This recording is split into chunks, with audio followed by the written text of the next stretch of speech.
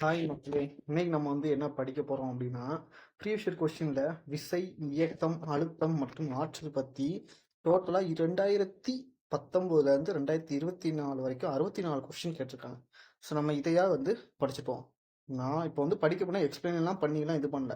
நம்ம இந்த கொஸ்டினை பார்ப்போம். இந்த கொஸ்டினை பார்த்தோன்னே போய் ஆன்சர் போட்டுற மாதிரி கொஞ்சம் நம்ம சின்ன கோடு வேட ஒரு காமெடியாவோ ஒரு ஃபன்னாவோ தான் இதை படிக்க போகிறோம். ஏன்னா நானும் குரூப் 4 படிச்சுட்டு தான் இருக்கேன்.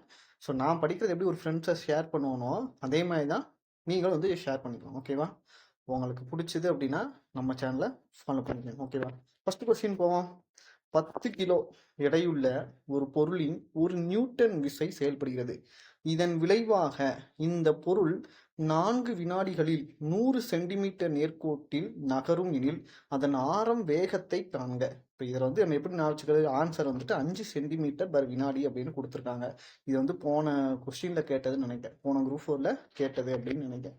ஓகேவா? ஸோ 10 கிலோ எடை, 4 வினாடி, 100 இதெல்லாம் பார்த்தோம் அப்படின்னா 4 வினாடி 100 கிலோமீட்டர் அப்படின்னு பார்த்தோன்னா அது 5 சென்டிமீட்டர் பை வினாடி அப்படின்னு நம்ம எடுத்துக்க வேண்டியதான். அதுக்கடுத்து எங்கு செயற்கை ஈர்ப்பு உருவாக்கம் ஏற்படுகிறது அப்படின்னு கேட்டிருக்காங்க. செயற்கையா ஒரு ஈர்ப்பு எங்க உருவாக்கும்? இப்போ நார்மலா புவியிலெல்லாம் இருக்கும்போது என்ன செய்யணும்? அங்க என்னது ஈர்ப்பியல் இயல்பாவே இருக்கும். இப்போ எங்க செயற்கை ஈர்ப்பு? ராக்கெட்ல எப்பவுமே ராக்கெட் எப்படி போகும்? ஈர்ப்பு விசைக்கு ஆப்போசிட்டா தான் போகும். அப்போ அங்க ஈர்ப்பு தேவையே இல்லை. அப்ப எங்க ஈர்ப்பு இருக்குன்னா விண்வெளி நிலையத்துல தான் என்னது ஈர்ப்பு அப்படிங்கிறது, செயற்கை ஈர்ப்பு அப்படிங்கிறது உருவாகிறது. அப்ப எங்க செயற்கை ஈர்ப்பு உருவாகிருக்குன்னா விண்வெளி நிலையத்துல தான் என்னது உருவாகிறது. 1 மீட்டர் தொலைவில் உள்ள தலா 1 கிலோகிராம் நிறை கொண்ட இரு பொருட்கள் ஒன்றை ஒன்று ஈர்க்கின்றன. ஈர்ப்பு விசை எஃப் ஆகும். புவியீர்ப்பு மாறிலி ஜி ஆகும். அப்போது என்னவா இருக்கும் அப்படின்னு கேட்டிருக்கேன். அப்போனா என்ன ஆகும்? F by G equal to 1. இங்கே கொடுத்துருக்க நம்பரை மட்டும் வச்சு இந்த ஆன்சரை போட்டோம். F by G equal to என்னது 1 அப்படின்ட்டு மட்டும் போடுறோம். நாலாவது கொஸ்டின். ஒன்றை ஒன்று தொட்டுக்கொண்டிருக்கும் 2 திண்ம பந்துக்கள் பரப்புகள் ஒன்றை ஒன்று சார்ந்து நகரும் போது அவை டேஸ் அவைகளில் சார்பு இயக்கத்தை எதிர்க்கும். சிம்பிளா புரிஞ்சுக்கிற மாதிரி நம்ம படிக்கணும் அப்படின்னா ஒன்றை ஒன்று தொட்டு கொண்டிப்போம். நீங்க நேரா கையை பிடிச்சிட்டு போனீங்கன்னு நினைச்சுக்கோங்க. ஒன்னொரு இணையா கைச்சு போனீங்கன்னா எந்த ஒரு பிரச்சனையும் இல்லை. கைக்கு இடையில அந்த பிடிச்சிருக்கும்போது ப்ரெஷர் எதுவும் வராது. இதே இந்த சின்ன குழந்தைய ஸ்கூலுக்கு இழுத்துட்டு போகும்போது இருக்கா, இந்த பிள்ளை இந்த சைடு இருக்கும், அந்த சைடு அந்த. அப்ப இங்க ஒருத்தரை சார்ந்து தானே போய் இழுத்துட்டு இருக்காங்க. அப்ப என்னது? அந்த உராய்வானது என்னது பாதிக்கப்படும். அதுக்கு எதிராக தானே இருக்கும். அதை தான் இங்க சொல்றாங்க. ஓகே, இந்த கொஸ்டின் வந்தாலும் நமக்கு என்னது ஸ்கூலுக்கு போற சின்ன வயசுல ஸ்கூலுக்கு போறதா ஞாபகம் வரணும். சரியா?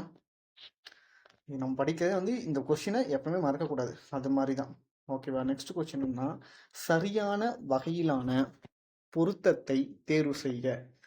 ஹைட்ரஜன் அப்படிங்கிறது மாற்று ஆற்றல் தான். ஹைட்ரஜன்கிறது மாற்று ஆற்றல். இப்போ எக்ஸாம்பிள் ஏன் மாற்று ஆற்றல்னு சொல்றோம்? பெட்ரோலுக்கு பதில் இப்போ ஹைட்ரஜன் பெட்ரோல்லாம் கொண்டு வர போறாங்கன்னு சொல்லிட்டு இருக்காங்க. அப்போ இது ஒரு மாற்று ஆற்றல். இது கரெக்ட். உயிர் வாயு எப்படி சொல்லுவோம்? அந்த மக்கிய கழிவுல இருந்து தான் பெறப்படுகிறது. ஆனா இங்க அது மக்காத கழிவு. அப்ப இது தவறு. இப்போ ஆப்ஷனை பாருங்க, 2 கண்டிப்பா வரக்கூடாது. அப்ப ஆப்ஷன் சி எலிமினேட் பண்ணு, ஆப்ஷன் டி எலிமினேட் பண்ணா 1 கண்டிப்பா வரணும். அப்ப இது படிக்க மிச்சம் 3 ஆப்ஷன் ஏ அப்படின்னு சொல்லிட்டு எழுதிட்டு போய்கிட்டே இருக்கலாம். சரியா? அப்போ ஆப்ஷன் 3 என்ன சொல்றாங்க? ஆப்ஷன் ஏல என்ன சொல்றாங்க? 1 மற்றும் 3 சரி. இப்போ 3வது சூரிய ஆற்றல் அப்படிங்கிறது நீர் சூடாக்குதல் அப்படிங்கிறதுக்கு பயன்படுகிறது. ஓகேவா? ஸோ நம்ம கொஸ்டின் அணுகும்போது ஆப்ஷனை எலிமினேட் பண்றது என்னது ஒரு மெத்தட் தான். இங்க இப்போ நம்ம பாருங்க, ஹைட்ரஜன் அப்படிங்கிறது கண்டிப்பா வரும்னு தெரிஞ்சு போச்சு. அப்போ ஆப்ஷன் சியும் வராது, டியும் வராது. அப்போ ஆப்ஷன் ஏயும் பியா அப்படின்னு தான் பார்த்தோம். நெக்ஸ்ட் கொஸ்டின் படிக்கும். உயிர் வாயு மக்காதன் கொடுத்துட்டான். அப்போ கண்டிப்பா அது தவறு அப்படின்னு தெரிஞ்சு போச்சு. அப்போ 2 வராது அப்படிங்கும்போது பி எலிமினேட் பண்ண ஏ மட்டும் தான் ஆன்சர் சொல்றோம். மிச்சம் 3ஐயும் படிக்க வேண்டாம். மிச்சம் 2ஐயும் படிக்க வேண்டாம். ஸோ நம்மளுக்கு டைமும் எனது ரொம்ப சேவ் ஆகும். ஸோ இது மாதிரி நம்ம கொஸ்டினையும் அணுகிற மாதிரி படிச்சுக்கணும். அதுக்கடுத்து சம மின் அழுத்த பரப்பின் மீது ஓர் நேர் மின்னோட்டத்தை நகர்த்த செய்யப்படும் வேலையின் மதிப்பு அவனே குறித்தான். சம மின்னழுத்தம் இருக்கு. அப்போ நேர் மின்னு இருக்கும், எதிர் மின்னு இருக்கும். அவங்க எல்லாம் சரியாதான் இருக்காங்க.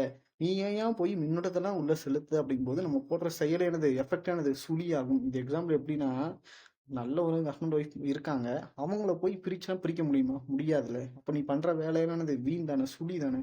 அதான் சுழியாகும் அப்படின்னு சொல்லி கொடுத்துருக்காங்க. ஓகேவா? சுழி ஆகும் அப்படின்னா நம்மளுக்கான ஆன்சர். நெக்ஸ்ட், கீழ்காணும் நிகழ்வுகளில் எது நிலைமம் அப்படின்னு கேட்டிருக்காங்க. கீழ்காணும் எது நிலைமம் அப்படின்னா, நிலையான வேகத்தில் செல்லும் காரின் ஓட்டுநர் தான் இது. ஓட்டுநர் நிலையா தானே இருப்பாரு. அதான் நிலையான வேகத்தில் செல்லும் காரின் ஓட்டுநர் தான் எனது நிலைமம் அப்படின்ட்டு சொல்லியிருக்காங்க. அதுக்கடுத்து பார்த்தோம் அப்படின்னா அழுத்தத்தின் எஸ்ஐ அளவு. இப்போ அழுத்தத்தின் எஸ்ஐ அளவு பாஸ்கல். இது எப்படி ஞாபகம் வச்சுக்கணும்? பாஸ் பாஸ் மேல கல் வச்சு என்ன ப்ரெஷர் கொடுக்கும்ல, அதுதான். அப்போ பாஸ்கல் அப்படின்னு அழுத்தத்தின் எஸ்ஐ அளவு பாஸ்கல் அப்படின்னு சொல்றோம். வட்டப்பாதையில் சைக்கிளில் செல்லும் ஒருவர் வட்ட மையத்தை நோக்கி உட்பக்கமாக சாய்வது எதனால்தான்? தேவையான மைய நோக்கு விசை இருக்கணும். இப்போ அந்த அந்த கிணத்துல வந்து நம்ம சுத்திட்டு இருப்போம்ல, நம்ம சர்க்கஸ்லாம் வந்துட்டு என்ன அபாய கிணறு அப்படிங்கிற மாதிரி இருக்கும், மரண கிணறு, மணரக்கிணறுன்னு சொல்லுவாங்க. அதுல சுத்துறவங்கலாம் பாருங்கன்னா அந்த மையத்தை மட்டும்தான் நோக்கியே இருப்பாங்க, சரியா? ஏன்னா அப்பதான் இது மைய நோக்கு விசை வந்து தேவையான மைய நோக்கு விசை உருவாக்க அப்படின்னு பண்றாங்க. பாஸ்கல் பாய்ஸ் என்பது கீழ்காணும் எதனுடன் தொடர்புடையதுன்னா பாகியல். பாய்ஸ் அப்படின்னாலும் என்னது? பாகியல். மிதக்கும் பொருளின் மீது திரவம் செயல்படுத்தும் மேல் நோக்கி விசை என்னது? மிதப்பு விசை. மிதப்பு விசை நம்ம ஏற்கனவே போட்ட வீடியோல இந்த கொஸ்டின்ஸ் எல்லாம் இருக்கு, சரியா? 2024 அப்ப கேட்ட கொஸ்டின் இதெல்லாம்.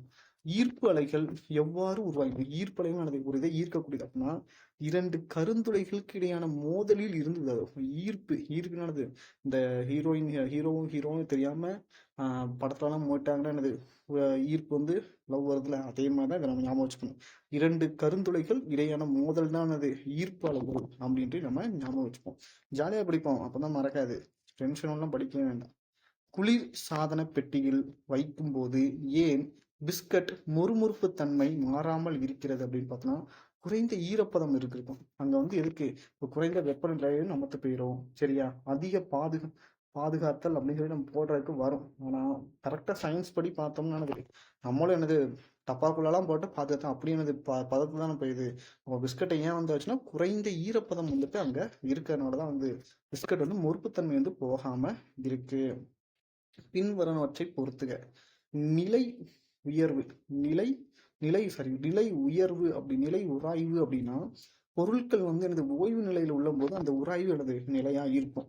இயக்க உராய்வு அப்படின்னு பார்க்கும்போது இயக்க உராய்வு பொருட்கள் இயக்கத்தில் உள்ளன, அப்படியே அந்த கோடு விட இருக்கு. இயக்கம் இயக்கம் நிலை நிலை அப்படின்னு. உருளும் உராய்வு உருளும் போது எனது மிக குறைந்த உராய்வு தான் ஏற்படும். திரவ அடுக்குகளுக்கு இடையான உராய்வு. திரவ அடுக்குகள்னா பாகியல் பண்பு.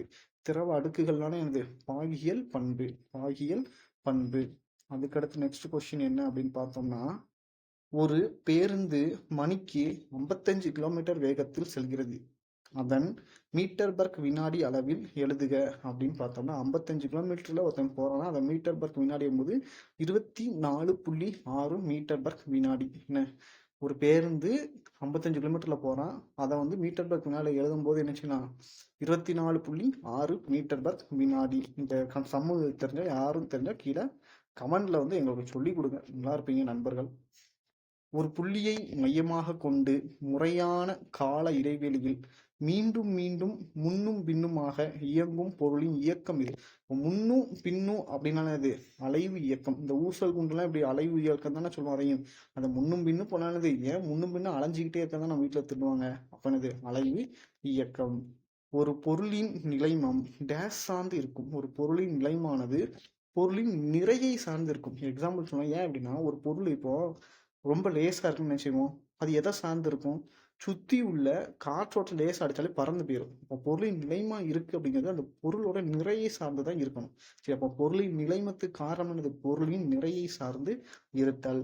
நெக்ஸ்ட் கொஸ்டின் என்னன்னா 5 கிலோகிராம் நிறையுள்ள பொருள் ஒன்றின் நேர்கோட்டு உந்தம் 5 கிலோகிராம் நிறையுள்ள பொருளின் நேர்கோட்டு உந்தம் 2.5 கிலோமீட்டர் வீபர் வினாடி எனில் அதன் திசைவேகத்தை காண்க. திசைவேகமானது 0.5 மீட்டர் பர் வினாடி என.